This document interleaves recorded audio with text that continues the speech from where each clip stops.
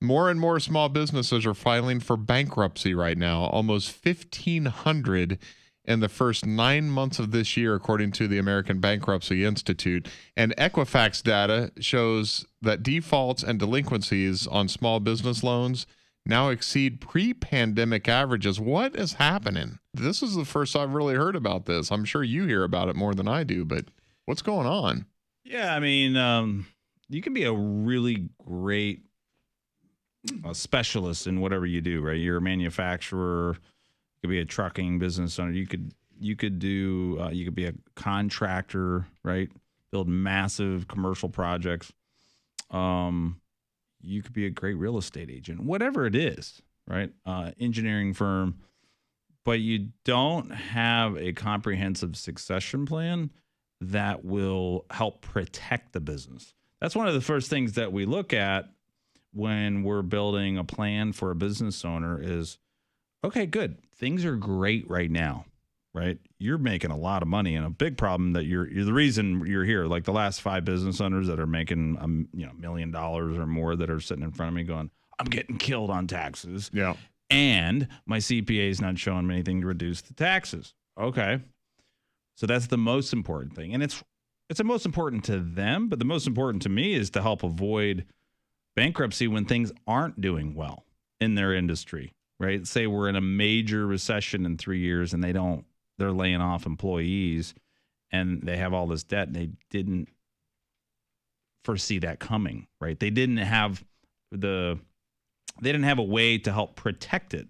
So I think that's kind of the most important things, is to not always be about grow, and protect doesn't sound very exciting, but you have a responsibility to your customers, your employees, clients, whatever you call them, to make sure it's sustainable and it's going to be there. And that's not just saving money in the checking account or the savings account and getting a little bit of a return. That's not what I'm talking about.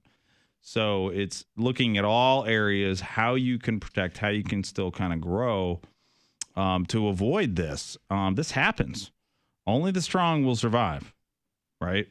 And so they don't see it coming because they take on too much debt. Most of the businesses I deal with, they don't even know what their value of their business is. Well, that's what I was going to ask you, if you don't mind. What constitutes small business? I mean, you deal with multi-million-dollar businesses, but is a $2 million business, is that a small business? There's a bunch of definitions. I think we talked about this a couple weeks ago on this show. The definition between medium or small business, like the government has some different terminologies. We did, because it's number of employees as well, isn't it? Right. I remember you saying that. Yeah. Right. So, but the typical,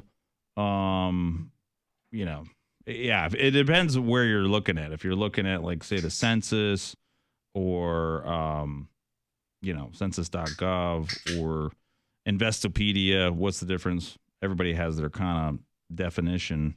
But a lot of, a small business owner thinks that they have $16 million and they think they're really small, because that is pretty small compared to, a firm that has, $250 million revenue with, 800 employees or whatever. So, but the small business owner, it's all relative, I guess. Yeah, the small business are the $1, $2, or $3 million EBITDA. So that's earnings before interest, taxes, depreciation, amortization, and that is where they're kind of looking at, here's my net income.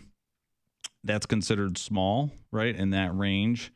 And they still are pretty small. They probably, depending on the industry, may have less than a few hundred employees. And they still small and nimble enough to make some major changes quickly, right? Like, try to make a major change like Walmart or something, or Google. It takes them a year to make a major change. Oh, yeah, that's a lot of red tape. Oh, boards, yeah. And boards and attorneys, yep, and CEOs and vice presidents have to get it approved. There's got to be a committee, and on top of a committee, on top of a committee to get anything done. If you ever worked for a major Fortune 500 company, nothing ever gets done, right? It's so slow. Yeah. I used to work for Clear Channel Radio, which is now iHeart. Yeah. That was a lot of red tape, man, to get anything done there. When did it become? Was that 10 years ago? So I think just like 10 years ago. Hasn't been that long ago. Okay. 8 to 10 years ago. Gotcha.